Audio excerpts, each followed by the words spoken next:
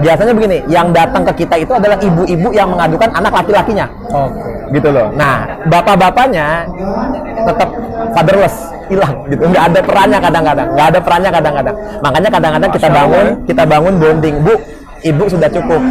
Ibu sudah cukup membersamai anak ibu dari usia SD, ya, dari usia TK, bahkan dari buayan ibu sampai dengan usia SD, SMP terakhir ibu cukup membersamai anak. Sekarang waktunya mereka tumbuh dewasa, berikan kesempatan kepada bapaknya.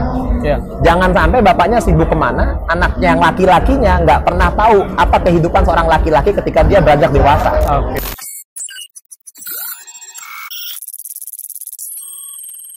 Assalamualaikum warahmatullahi wabarakatuh. Sobat Akhlak, kembali kita masih di Muslim Live Fair tahun 2022 dan sore hari ini ada di stand FG Future Gate. Yuk kita tanya apa sih Future Gate itu. Ada bersama saya salah satu tokoh Future Gate yang senior, ikon Future Gate. Tidak ada beliau maka tidak ada Future Gate gitu ya. Ya, beliau sahabat yang begitu lama sekali, dulu sejak ASESI ya. Iya, ASESI. Sejak ASESI di Pejaten Kalibata. Ya. Oke. Dengan Ustadz Aji. Nah, Ustadz. Masya Allah, Ustadz Aji. Oke, sapa dulu dong. Assalamualaikum warahmatullahi wabarakatuh. Saya Rizky Aji dari SMA Future Gate. Oke. Bersama dengan Ustadz Alif, sahabat lama saya. Masya Allah. Ustadz, banyak sekolah di sini. Ya. Tolong sebutkan beberapa add value atau core value yang memang tidak ada di tempat yang lain, adanya cuma di sini. Di SMA Future Gate itu yang pertama adalah kita melakukan pendekatan kepada para remaja. Dengan pendekatan atau bonding yang lebih dekat. Sehingga mereka ini kan kadang-kadang punya problem dengan orang tuanya. Nah, kita lebih memahami dunia mereka, lebih mengikuti pergaulan mereka, lebih mengikuti tren apa sih yang berkembang di tengah-tengah mereka. Kita amati, lalu kita bimbing mereka agar kembali kepada track yang sesuai dengan ajaran-ajaran yang disampaikan oleh para ulama-ulama kita. Tertarik sekali nih. Dan ditambah lagi kita juga melakukan pendekatannya dalam pembelajaran kurikulum yang kita bawa. Baik itu kurikulum diniyahnya, kalau diniyah udah jelas kita bermanhaj salaf, tapi dalam pelajaran-pelajaran umum kita melakukan pendekatan melalui Islamic worldview. Jadi ada nilai-nilai Islam yang disisipkan dalam setiap pembelajaran umum yang dibawakan oleh para guru-guru kita. Begitu, Ustaz. Jadi intinya sahabat, di FG ini ada core value atau add value yang membedakan dengan tempat yang lain. Salah satunya adalah approach terhadap anak-anak. Kira-kira pendekatannya seperti apa nih?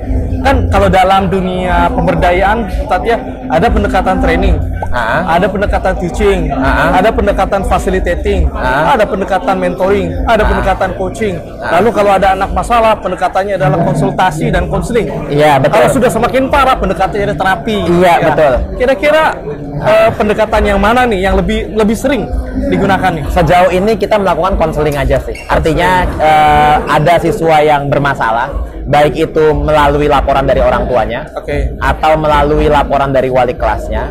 Lalu dari guru BK akan menindaklanjuti temuan-temuan masalah tadi. Biasanya anak tersebut akan kita undang. Jadi guru BK itu kan kalau mungkin dulu itu identik dengan dihukum, diberikan sanksi, diberikan hal-hal yang membuat mereka semakin jauh dari sekolah, udah jauh dari sekolah, jauh dari orang tua juga. Nah, sekarang di SMA Future Gate justru guru BK tidak memberikan hukuman. Guru BK itu adalah orang yang datang merangkul siswa yang memiliki masalah, baik dari orang tuanya laporan, misalkan anaknya itu suka bolos sekolah, anaknya itu juga misalkan di rumahnya itu banyak perubahan yang tidak siap orang tuanya menghadapi anak tersebut dan yang lain sebagainya. Nah, kita karena sudah bertemu dengan anak-anak remaja sejak tahun 2011, kita melakukan treatment yang sudah pernah kita lakukan, ditambah lagi juga dengan adanya ilmu-ilmu yang biasanya disampaikan oleh Ustadz Ali. Beliau pernah pelatihan soalnya di tempat kita. Jadi pendekatannya adalah konseling. Pendekatannya konseling. Kebanyakan nih yang paling sering muncul, yang sering hadir problematika di tengah-tengah remaja, khususnya di siswa SMA FG ini, apa kira-kira yang sering interval waktu itu sering? Biasanya itu adalah masalah anak dengan orang tuanya. Jadi anaknya itu sudah tumbuh dewasa, orang tuanya masih menganggap anaknya itu masih anak-anak. Oke. Jadi pikiran anaknya berubah, pikiran orang tuanya tidak berubah, tetap statis. Jadi tidak ada perubahan, sehingga orang tua menganggap anak-anak itu ya tetap berada dalam naungan instruksional yang dimiliki oleh orang tua. Tidak ada pendampingan, tidak ada bimbingan, sehingga akhirnya yang muncul adalah resistensi dari si anak. Resistensi perlawanan terhadap orang tua. Nah, orang tua menganggap itu adalah sebuah pembangkangan. Tapi orang tua juga tidak menilik dalam dirinya sendiri bahwasanya dia juga harus memperbaiki keadaan dia dalam bersama dengan anaknya yang sudah tumbuh remaja. Itu yang pertama biasanya. Itu yang paling banyak itu kayak gitu. Resistensi anak terhadap orang tua. Di sekolah kita tuh begitu. Datang misalkan orang tua, saat anak saya jadi malas ibadah di rumah. Padahal dulunya, nah kan gitu. Padahal dulunya waktu SMP sholat jamaahnya rajin. Sekarang bangun subuh kesiangan. Padahal dulunya rajin ngafalin Al-Quran.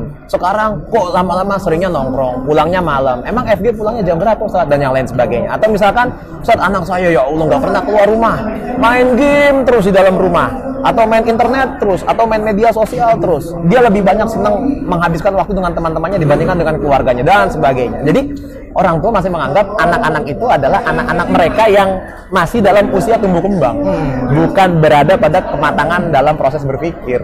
Begitu. Jadi itu yang paling banyak, Sat. Ada treatment khusus gak nih buat orang tua biasanya dari FG? Biasanya sih kalau karena kita laki-laki ya, Sat. Karena kita laki-laki kita lebih nah, biasanya begini, yang datang ke kita itu adalah ibu-ibu yang mengadukan anak laki-lakinya.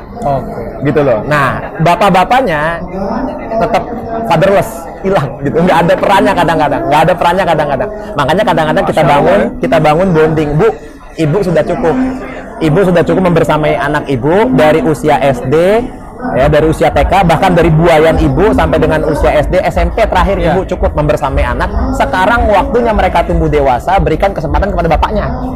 Jangan sampai bapaknya sibuk kemana, anaknya yang laki-lakinya nggak pernah tahu apa kehidupan seorang laki-laki ketika dia beranjak dewasa.